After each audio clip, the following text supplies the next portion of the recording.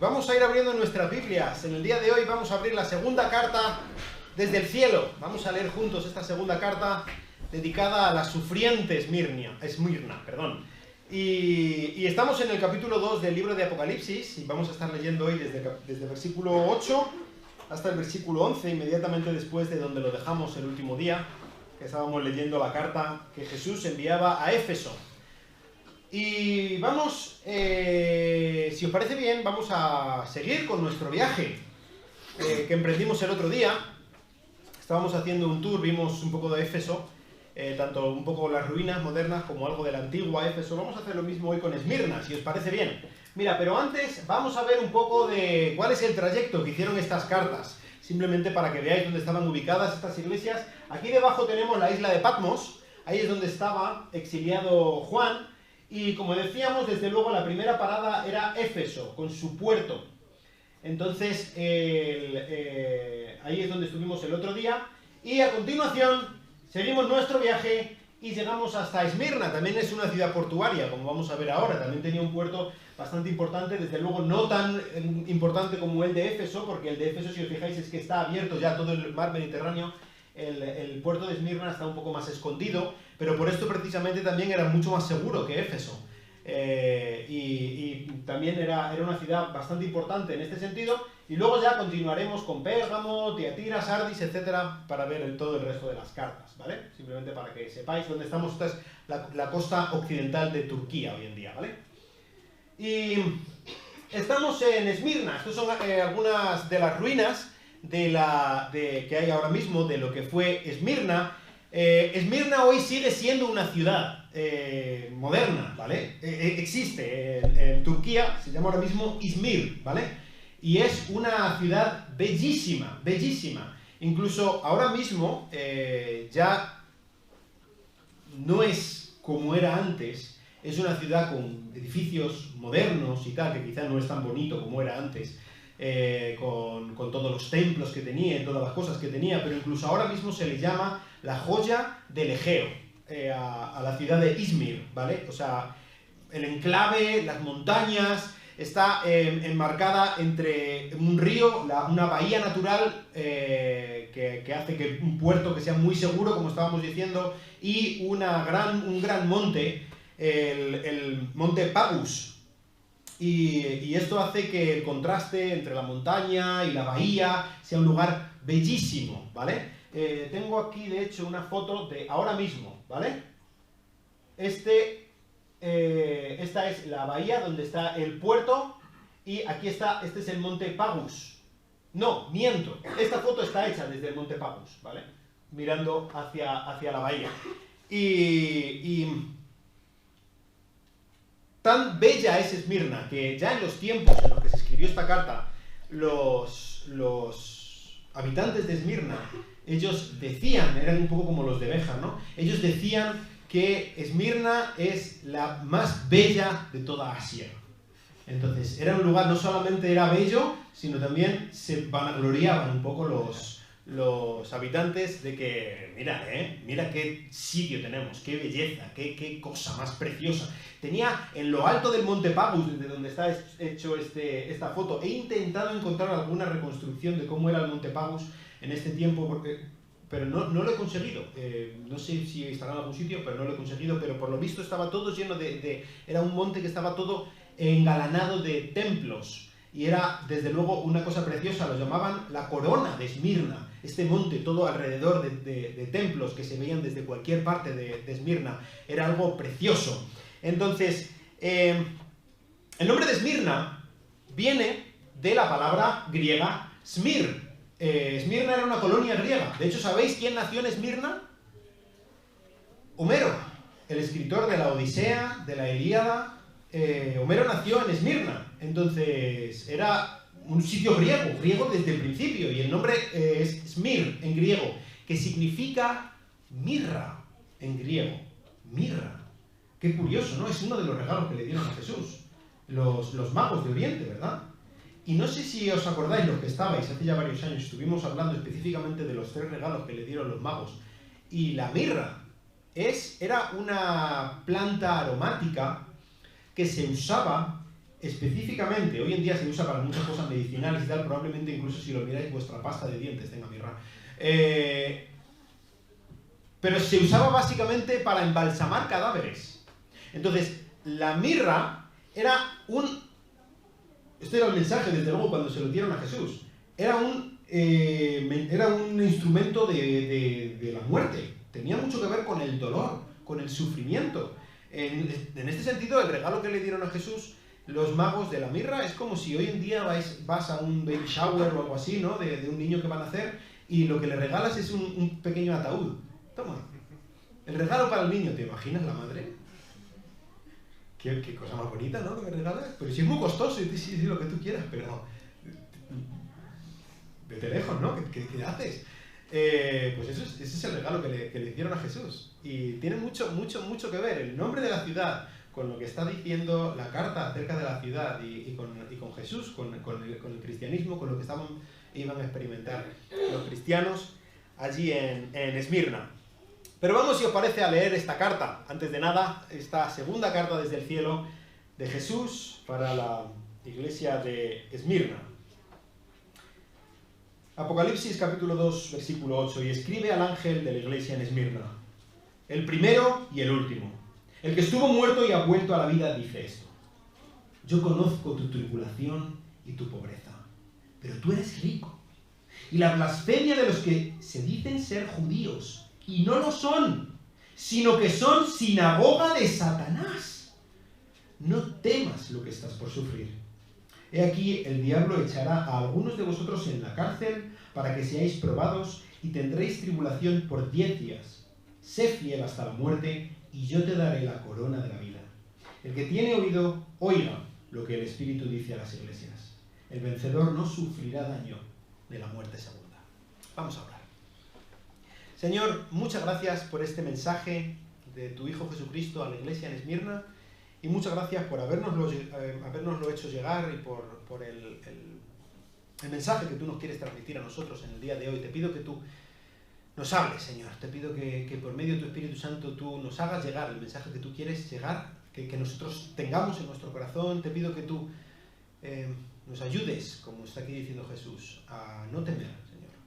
Ayúdanos a tener una perspectiva correcta. Te lo pido en su precioso nombre. Amén.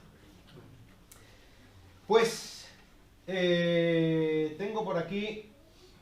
Mira, esto es, fijaos, desde el mismo monte. Si os fijáis, es el mismo sitio. Desde el monte Pagus, esta es una reconstrucción. Aquí es donde está el puerto.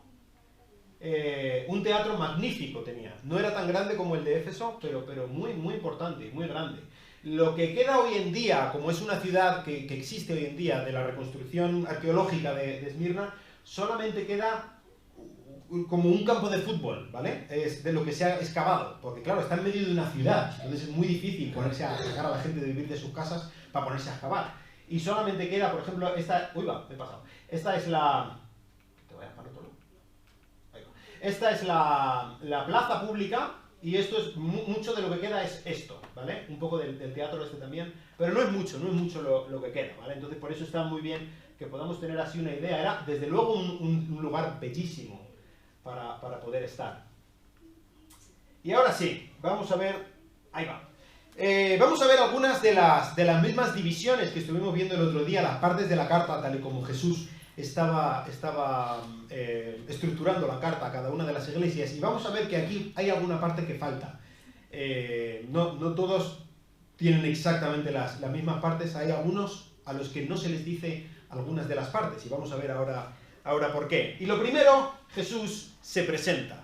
Y de nuevo, Jesús se presenta diciendo cosas con las que ya se había presentado en el primer capítulo, pero específicamente aplicadas a la situación de esta iglesia. Y vamos a ver que la situación, por cierto, lo tengo aquí apuntado antes de que se me olvide y antes de que nos metamos en harina.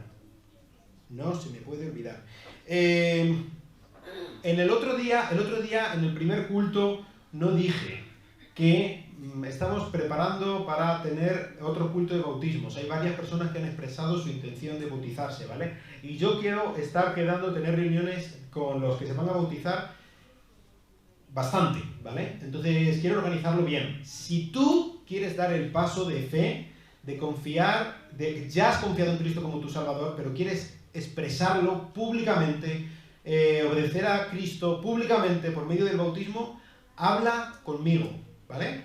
Estoy pensando en tener culto de bautismos después del verano, ¿vale? Así que quiero empezar ya a prepararlo. Eso es número 1, exactamente. El desayuno de mujeres es el sábado de la semana que viene. Si tú eres mujer biológica, si eres mujer de verdad, ¿vale? Que esto hay que decirlo. Y quieres estar el próximo sábado a las 9:30 en el desayuno de mujeres, vais a tener un tiempo muy especial, vais a desayunar juntas, a poder tener un rato juntas, y esto será el sábado a las 9:30 de la mañana, ¿vale? Pero tienes que avisar antes para que se cuente contigo. Está ahí el número de teléfono de Cindy para que tú le llames, le mandes un WhatsApp o lo que sea para que se cuente contigo, y hazlo cuanto antes, ¿vale? Y ya con esto cierro el paréntesis informativo. Y ahora sí, seguimos. Jesús dice, yo soy el primero y el último. Como ya había dicho anteriormente, Jesús es el que ya estaba ahí antes de que nada existiera. Y Él es el que seguirá ahí cuando todo lo demás deje de existir. Él es el que siempre va a estar ahí. Y esto significa que Él es el que interviene activamente en todo el proceso que ha traído a la existencia, que ha traído a la vida, a todo lo que existe. Él es el que controla todo el proceso que va a llevar a la destrucción de todo lo que existe. Él es el que es, tal y como Él se presenta a Moisés en la zarza ardiente, allí en Sinaí, ¿verdad? Entonces, Él es el primero y el último. Es el alfa y la omega, la primera letra del alfabeto griego y la última letra del alfabeto griego. Él es el que siempre está. Él es el que nunca va a faltar. Él es el que no necesita a nadie para poder existir. Él es. Y además de esto, Él dice, yo soy el que estuvo muerto. Literalmente el que murió. Esta es su misma esencia, la manera en que lo expresa en el original. Es como está expresado como si fuera su apellido o algo por el estilo. Jesús dice, yo soy el que murió, este soy yo.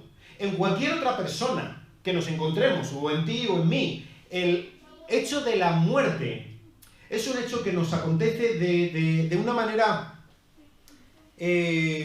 sorpresiva, que no esperamos, o que no queremos, o algo por el estilo, que nos viene porque nos viene, ¿no? Esto no es así en el caso de Jesús. Él es el que en su misma esencia, en su misma encarnación, en su mismo nacimiento, estaba presente la idea, el objetivo, la meta de morir. Todos los demás morimos porque nos toca, ¿no?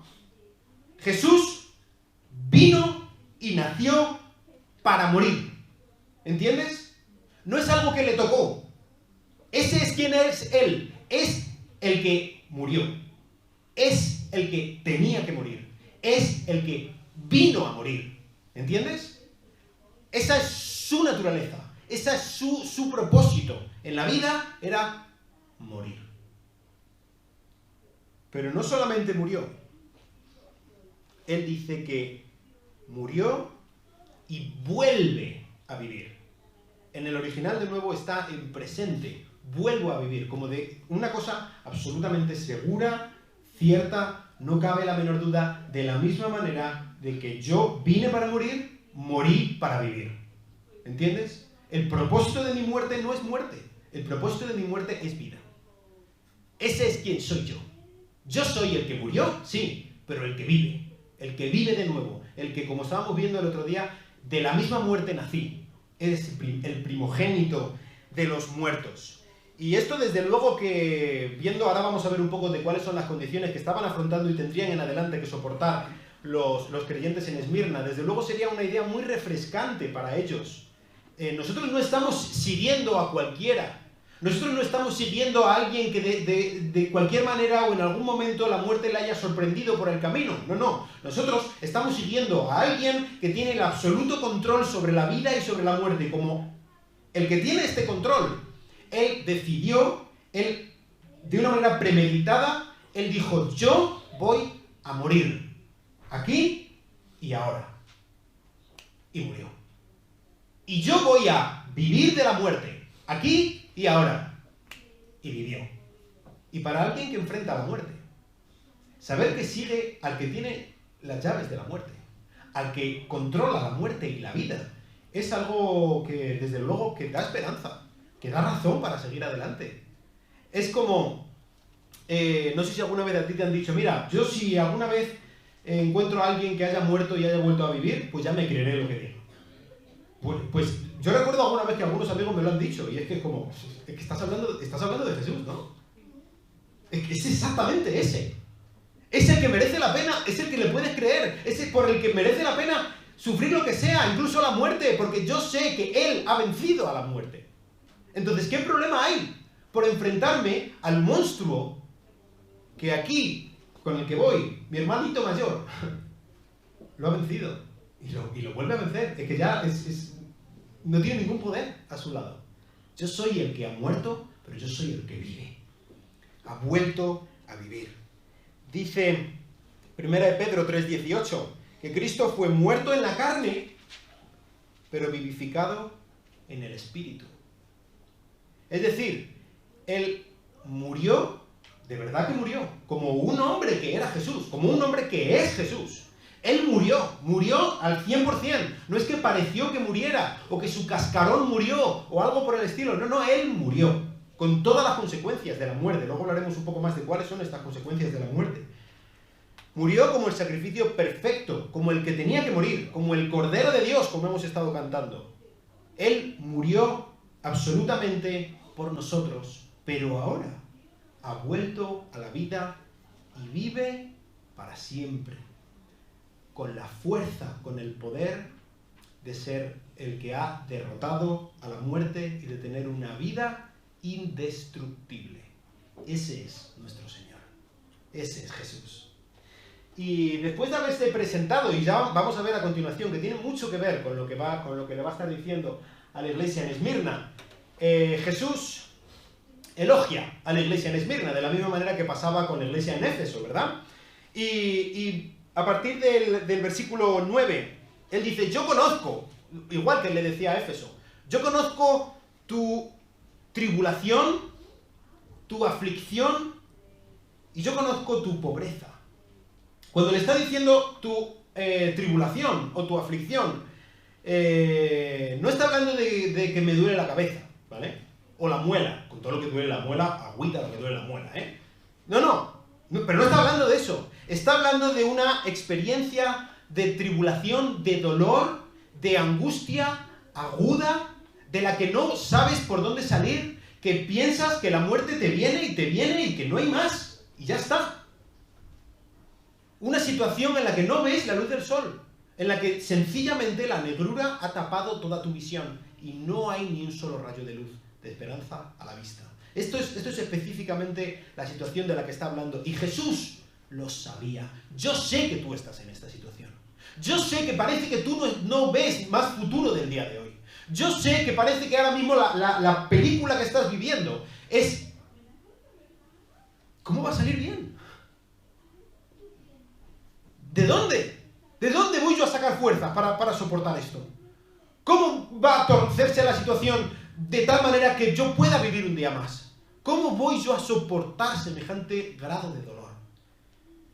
Y Jesús dice, lo sé, estoy contigo, estoy a tu lado y lo sé. Y de hecho,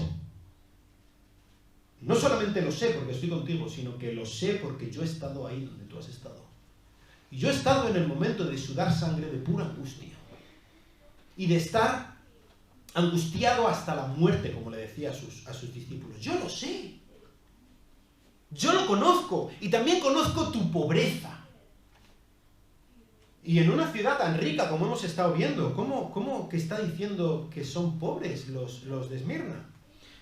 Pues todo esto tiene que ver, yo creo, con la situación que estaban afrontando los creyentes en Esmirna. ¿Sabes? La situación que el trasfondo detrás de la carta a Esmirna es básicamente el trasfondo del que hablábamos de toda la carta del Apocalipsis. ¿Os acordáis cuando hablábamos qué es lo que estaba ocurriendo en la iglesia cuando se dio esta revelación del libro de Apocalipsis? Pues eso es básicamente la suma de acontecimientos que está describiendo en Esmirna, y es que en Esmirna se cristalizan todos estos acontecimientos, uno detrás de otro.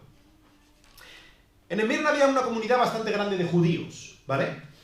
Y la cosa es que los judíos, sobre todo después del año 70, y ya más adelante, hacia los años 30 del siguiente siglo, del siglo II, todavía sería más, después de la rebelión de Bar Kokhba que hubo de los judíos, aún otra rebelión en contra de los romanos. Pero aquí en este momento ya estaba empezando todo esto, y es que el templo de Israel, de Jerusalén, había sido destruido. Es que el judaísmo oficial ya no existía. Por lo tanto, la confianza en el judaísmo regular, oficial, de los rabinos, estaba empezando a decaer. El entusiasmo y la confianza en todo este sistema, después de que ya no existiera Jerusalén. ¿Y quién estaba tomando la delantera en este momento? El cristianismo. Muchos judíos, al ver cómo se estaban cumpliendo las mismas palabras de Jesús en referencia a esto, y al ver cómo Jesús cumplía las profecías del Antiguo Testamento en cuanto a quién sería el Mesías, y al ver cómo Jesús estaba enseñando, como había enseñado, y al ver el testimonio del sufrimiento de algunos otros judíos que habían seguido, que querían seguir a Jesús como su Mesías, estaban tomando la decisión de aceptar a Jesús como el Mesías de los judíos. Y por lo tanto, como decíamos, mientras seguían siendo judíos, ellos estaban creyendo en Jesús. Y dentro del judaísmo estaba surgiendo la secta de los nazarenos, como llamaban los judíos, ¿vale? Pero seguían siendo judíos hasta este momento. En el año 90, después de Cristo, poquitos años, quizá 3 o 4 años antes de cuando se escribió esta carta, los judíos emitieron una maldición. Ellos lo llaman bendición, pero realmente es una maldición. Se llama la maldición de los minim. Y esta maldición, básicamente, era en contra de los cristianos. Esta maldición tenía la intención de despojar de la vida familiar, de la vida religiosa de las sinagogas, de la vida pública, a todos los que aceptaran a Jesús como su Mesías. Todos los que acepten a Jesús como su Mesías no son de los nuestros, ya no son judíos. Por lo tanto, todos los judíos piadosos tienen que expulsarlos de sus familias.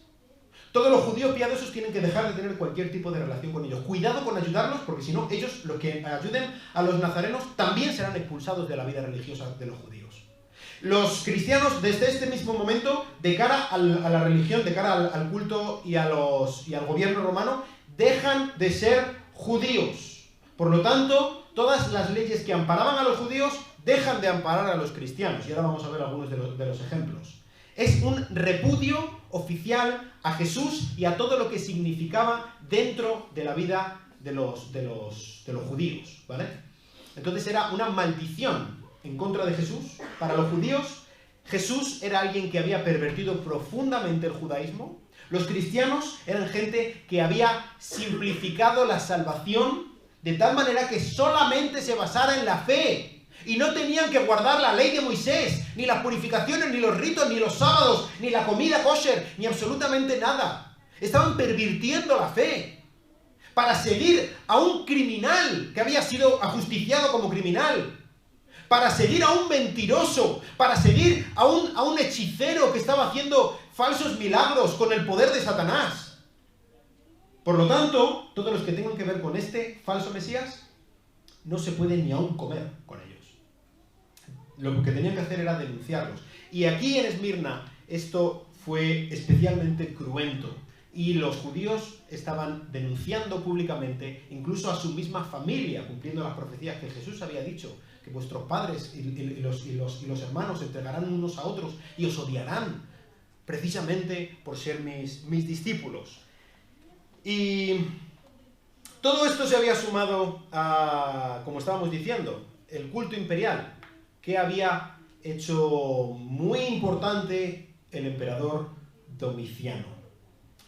Domiciano, en su locura por intentar acallar todas las revueltas, él había impuesto que todos los que estuvieran dentro de su imperio, todos sus súbditos, tenían que sacrificarle incienso como si fuera un dios.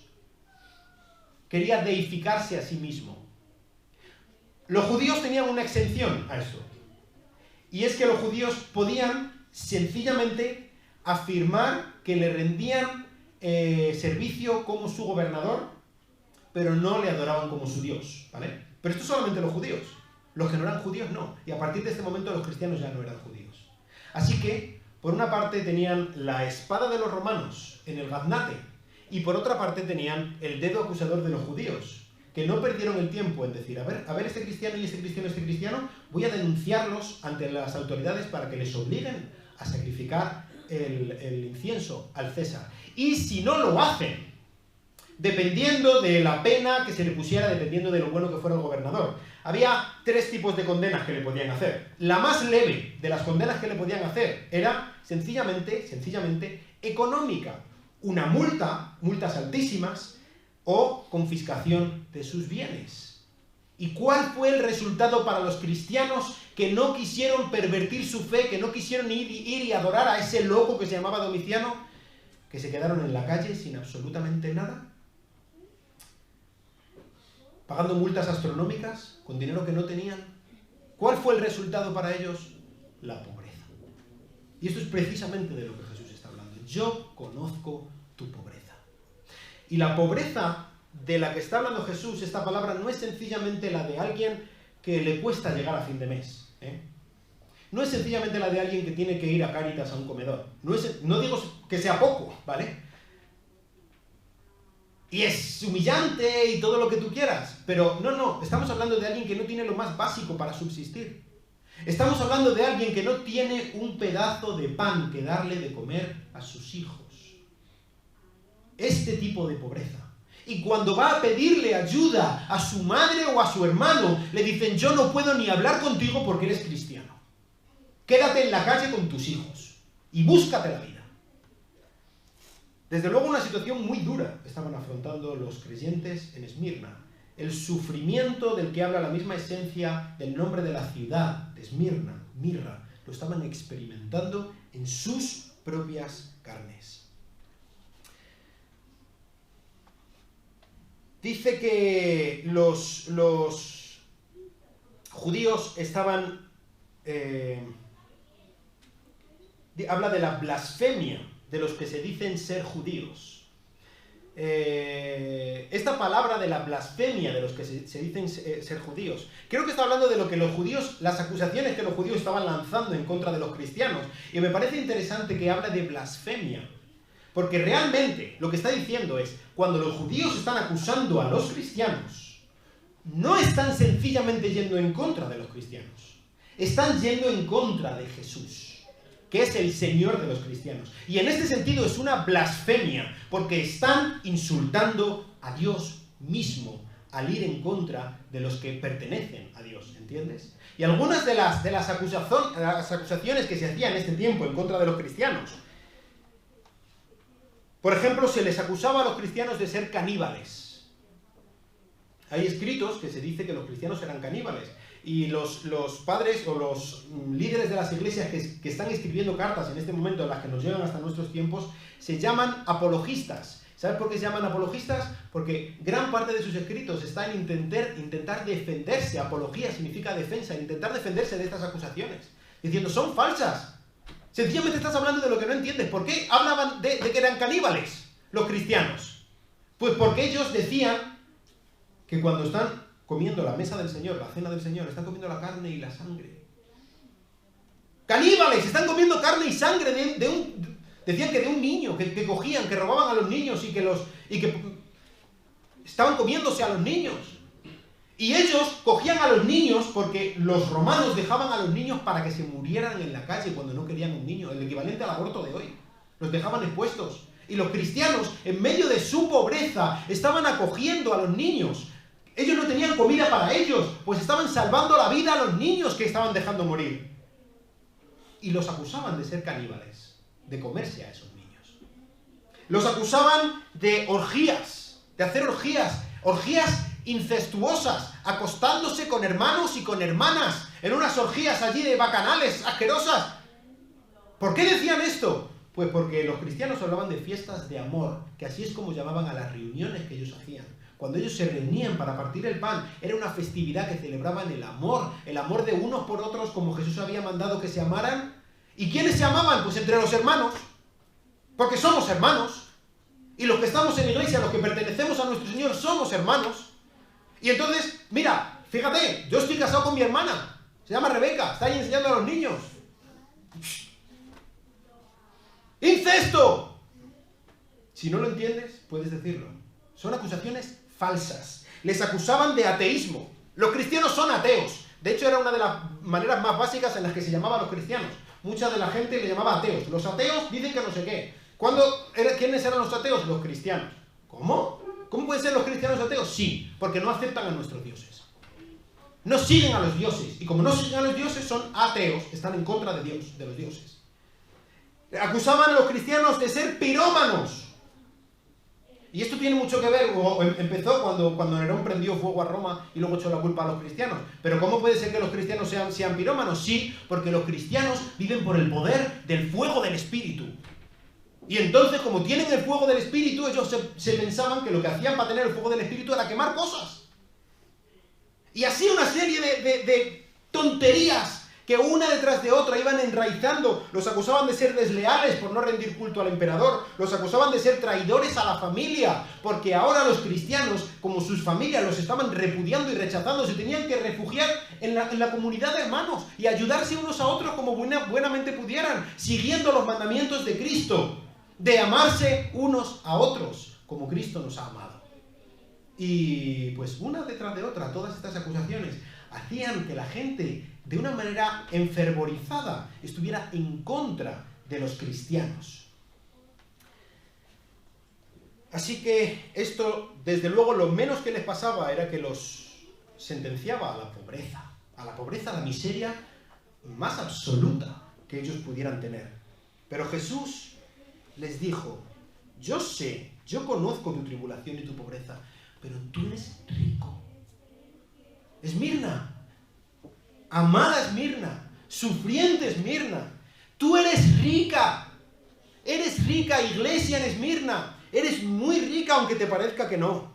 ¿Cómo puede ser que esté diciendo Jesús que son ricos? Sí, porque Jesús está hablando de la auténtica realidad, porque Jesús está hablando de qué es lo que está sucediendo, aunque ellos no lo estén viendo. Y de nuevo, me meto en lo que muchas veces hemos estado diciendo, lo que nos dicen nuestros ojos y lo que vivimos con nuestra experiencia no es la realidad. Tenemos que dejarnos llevar, tenemos que convencernos de que lo que está aquí escrito es la verdad y no lo que nosotros experimentamos o sentimos. Y Jesús les está diciendo: créeme, eres rica, Esmirna. Eres rica porque yo te cuido. Y si me tienes a mí, lo tienes todo. Yo te doy todo lo que necesitas. Tú eres rica porque yo te voy a recompensar a ti. Yo te voy a recompensar. Y todo lo que estás sufriendo, yo te lo voy a recompensar multiplicado por 1000, por 2000, por 1.000.000. No te preocupes. Tú eres rica, aunque no lo veas. Tú eres rica porque yo estoy contigo. Tú eres rica, Esmirna, porque yo te amo. Tú eres rica, Esmirna, porque todas las riquezas espirituales, todas las riquezas que Cristo ha conseguido, todo el botín del gran victorioso es tuyo, Esmirna. Es tuyo.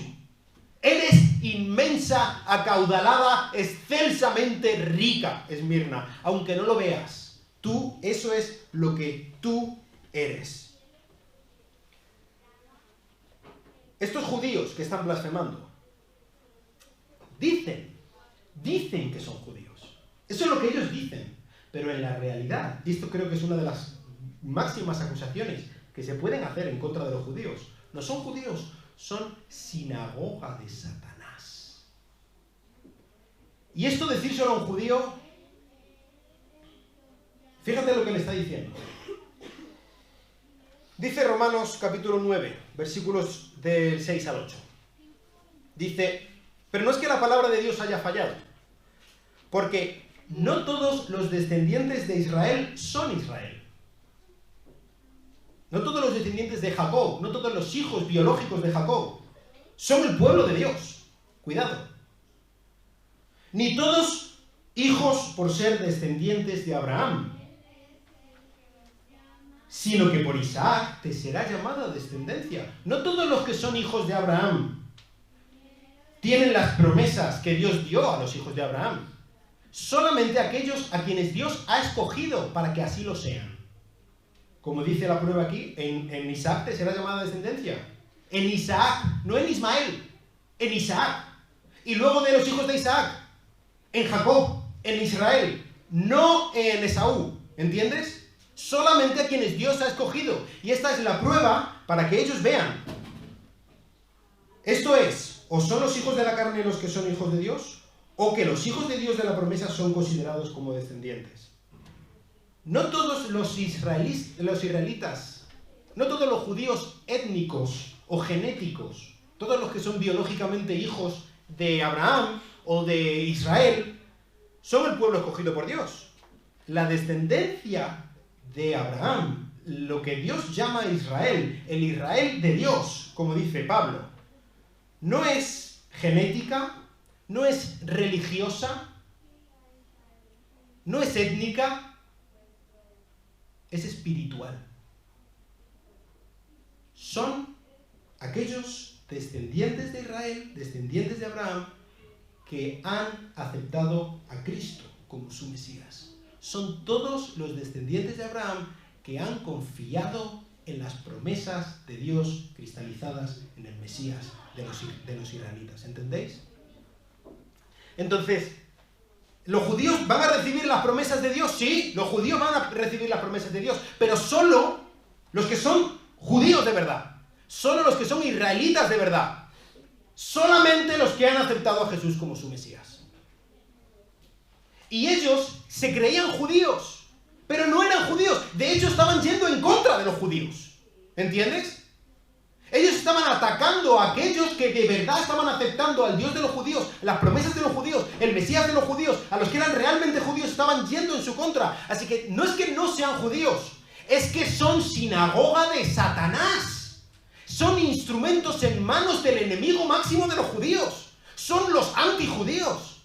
Y ellos iban con la bandera del judaísmo y realmente estaban yendo, pensando que iban con la bandera del judaísmo, estaban yendo con la bandera de los que están intentando destruir a los judíos.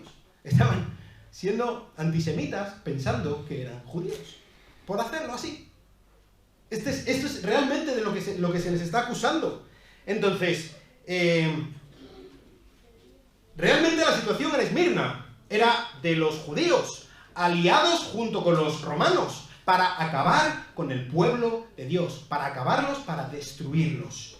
Y esta situación es la que Jesús está elogiando. Yo sé la situación en la que estáis. Yo sé que estáis siendo valientes. Yo sé que estáis siendo fieles. Y esto es digno de elogiar de parte de Jesús. Y aquí vamos a la gran salvedad. Y es que en esta carta no hay ninguna crítica de Jesús hacia los de Esmirna. Ya suficiente tienen con lo que tienen los pobres, ¿no? Así que lo que Jesús les dice directamente pasa al mandato: no temas lo que te va a venir, Esmirna. No les tengas miedo. No temas lo que vas a sufrir. No temas. Y fíjate, no dice no temas porque no vayas a sufrir. No dice no temas porque yo te voy a librar del fuego de la prueba. No dice no temas porque yo voy a aliviar tu sufrimiento. No. De hecho le dice no temas porque de verdad que vienen curvas, ¿eh? Porque de verdad que lo que viene por delante va a ser duro.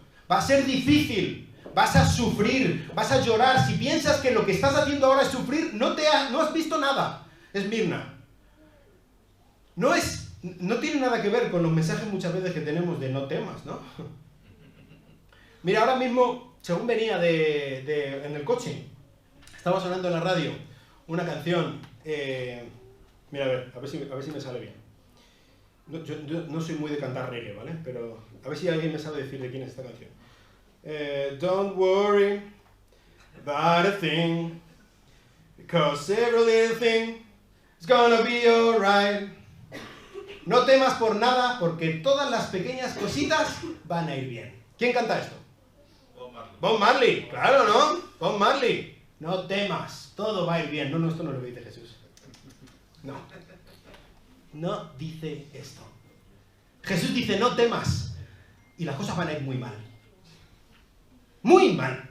Y cuando te piensas que mal, pues no tienes ni idea de lo que viene, hijo. Y quizá cuando hemos estado leyendo esta carta, alguna vez, si lo has leído esta semana en tu casa, has pensado mucho menos de lo que realmente venía. No temas. El Estado romano no funcionaba como nuestro Estado, ¿vale?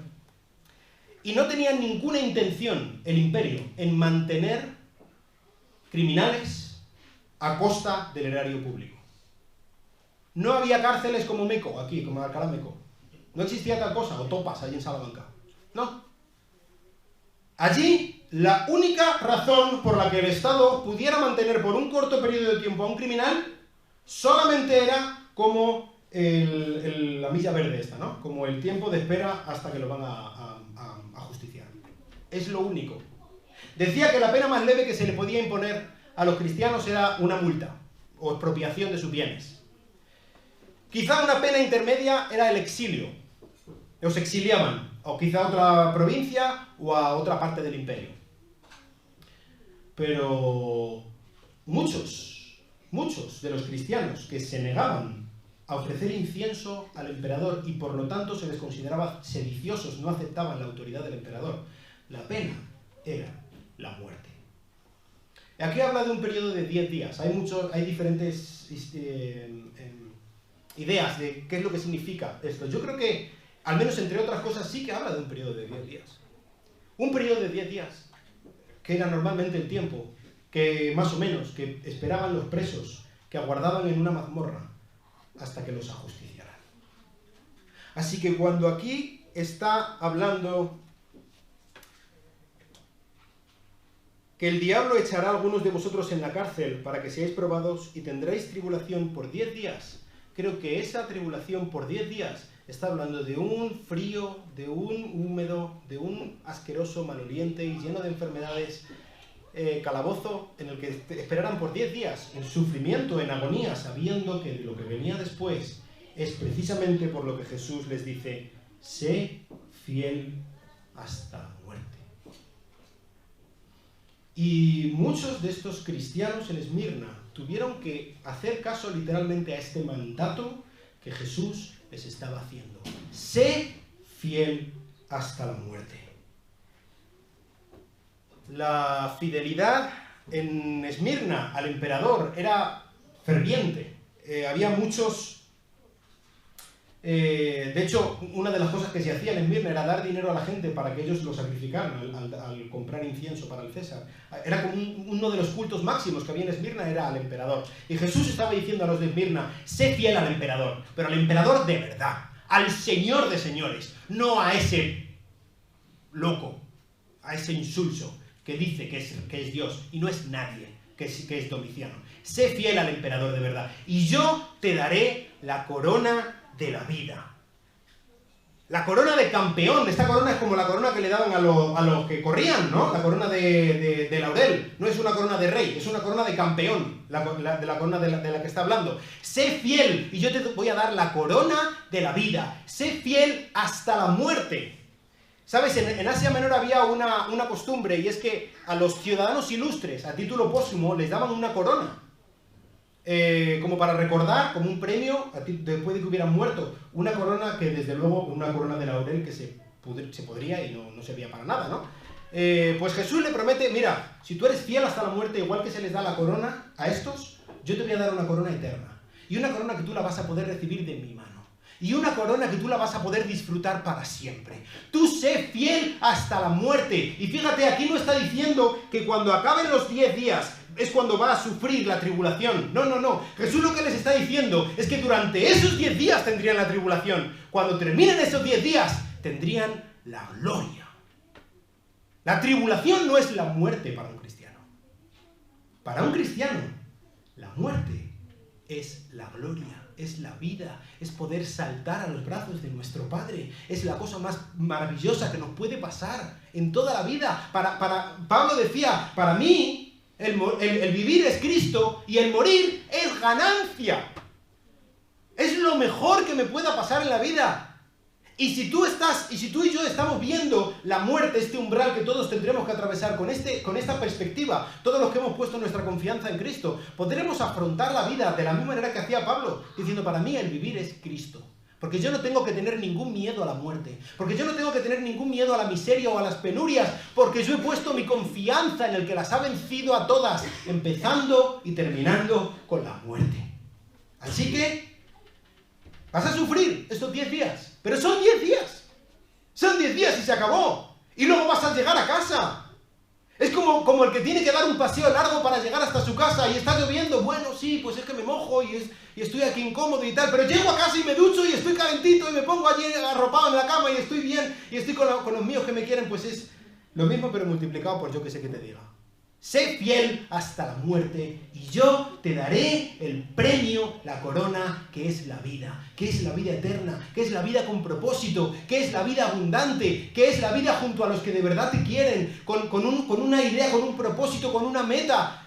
De verdad, es la vida que siempre has soñado. Eso es lo que Él te promete si nosotros somos fieles hasta la muerte.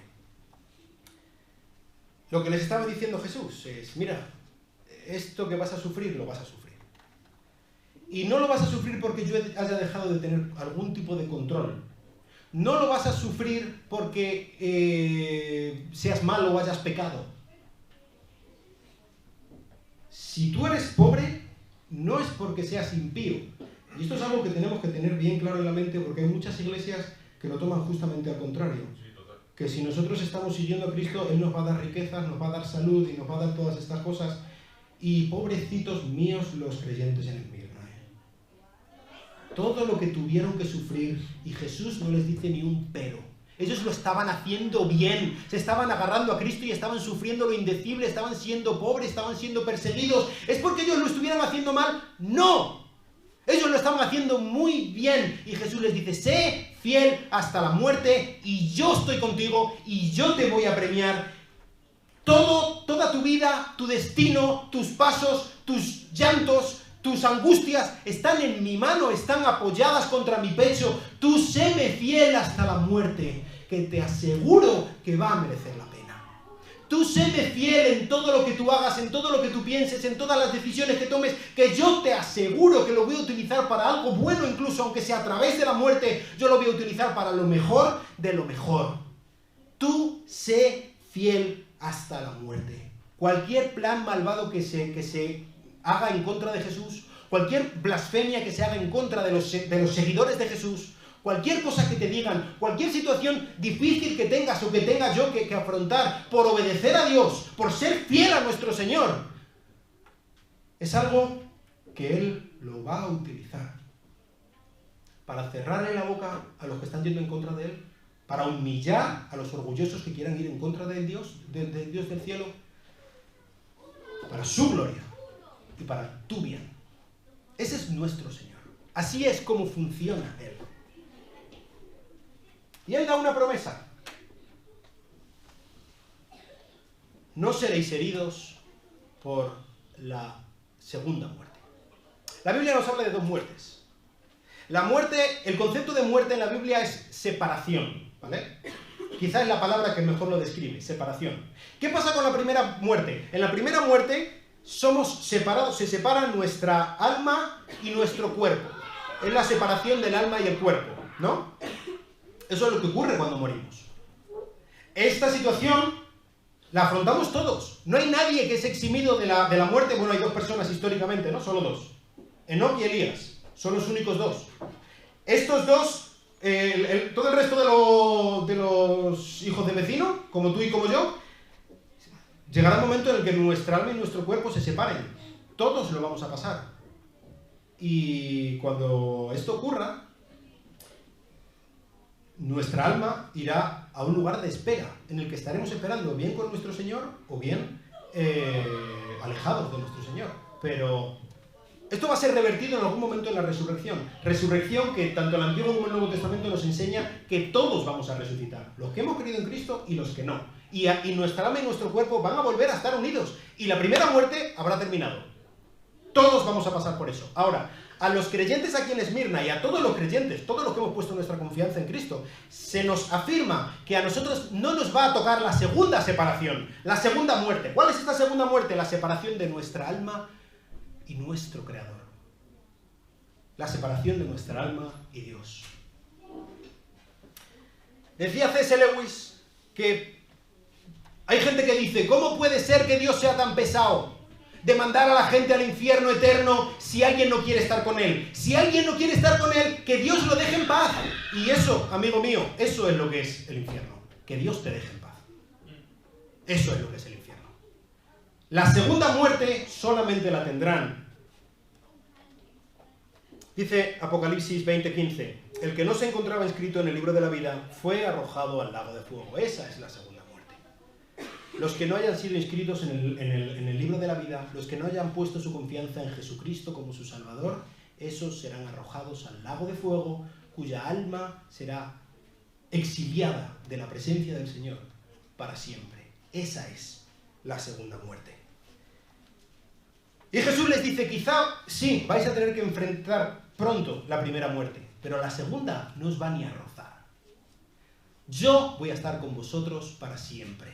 Y nada ni nadie me va a separar de vosotros. Estáis en mi mano cogidos, aunque os coja el mismo César, aunque toda la sinagoga de Satanás se reúna para devoraros vivos, aunque tengas que enfrentar esta enfermedad, aunque tengas que enfrentar el rechazo de tu familia, aunque tengas que sufrir y llorar y lamentar y no saber por dónde va a salir el sol, pero tú agárrate a mí, tú estate bien cerca de mí, séme fiel hasta la muerte, yo estoy contigo, dice Jesús. Yo estoy contigo, no estés perdiendo la esperanza, yo estoy ahí mismo contigo, yo sé lo que es estar en tu situación, yo estoy a tu lado, confía en mí hasta la muerte, porque la muerte segunda, que es la muerte importante, no te va a rozar, porque tú estás conmigo, porque tu nombre está escrito con tinta de sangre de Cristo en el libro de la vida, y nadie va a poder borrarlo.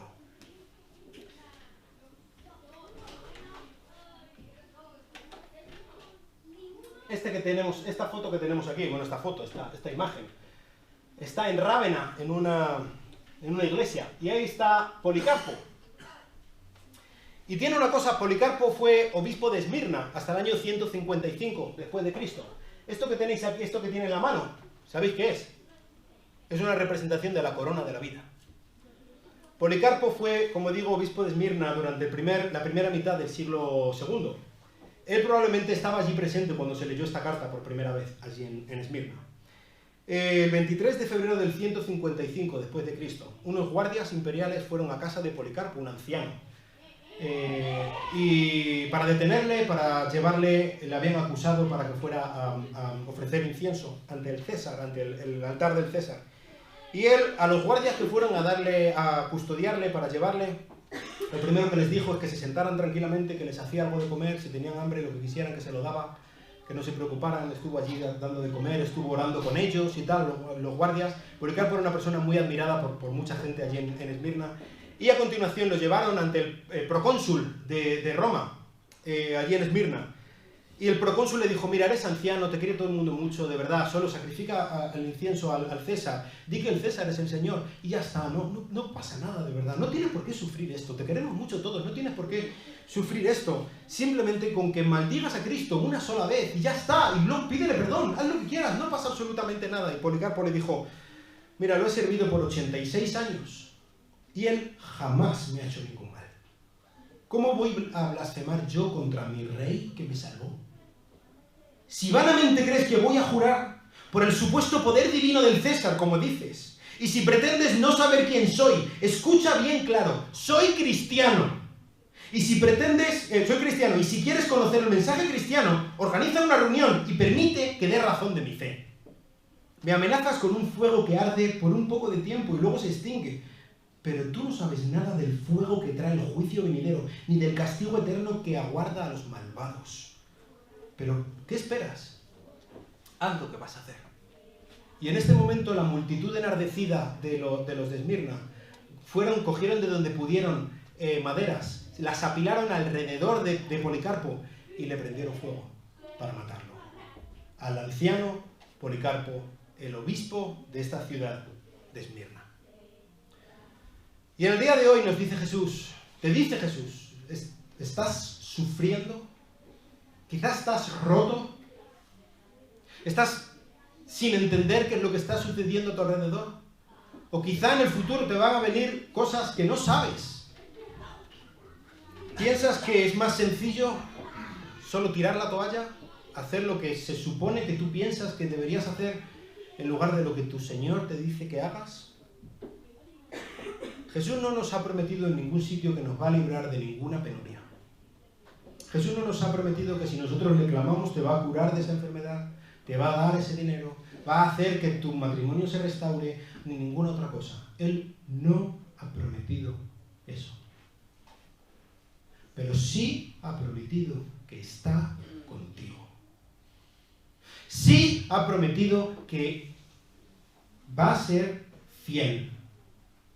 Y sí nos manda que seamos fieles. Que seamos fieles hasta la muerte. Él es el primero, Él es el último. Él es el alfa y Él es la omega. Él sabe el final de todos los caminos. Él es el que estuvo muerto y ahora está vivo. Él es el que ha derrotado a todos los problemas. Él es el que tiene absolutamente el destino de todo el universo en la palma de la mano. Si hay alguien a quien tiene sentido serle fiel hasta la muerte, es al que tiene el poder de la muerte. Sé fiel, te dice el Señor. Si tú estás en una situación en la que no sabes qué camino coger, coge ese camino en el que seas fiel hasta la muerte a tu Señor Jesucristo. Y si tú nunca has acudido a Jesús como tu Salvador, lo único que puedes hacer ahora, si aprecias tu vida, es acudir al Señor de la vida. Si tú alguna vez has pensado en qué va a pasar si yo me muero, pues escucha a este obispo de Esmirna hablar del fuego eterno. Y el fuego de la prueba que puedas afrontar en esta vida no tiene nada que ver con el fuego eterno. Si tú has confiado en Cristo como tu Salvador, este mundo será todo el infierno que vas a experimentar. Si tú no has confiado en Cristo como tu Salvador, este mundo es todo el cielo que tú vas a poder experimentar. Acude a Cristo hoy día y séle fiel hasta la muerte. Si tú lo haces, Él te está esperando, igual que ahora mismo está aquí Policarpo, y está en el cielo, Policarpo, con su corona bien ganada de la vida. Si tú y yo somos fieles hasta la muerte, un día podremos estar junto con nuestro hermano Policarpo, echando nuestras coronas de la vida a los pies del gran Salvador que las consiguió para nosotros. Vamos a orar. Señor, muchas gracias por tu fidelidad, porque tú sí eres fiel. Y tú nos has salvado a nosotros que somos infieles. Tú eres el gran Señor y nosotros somos sencillamente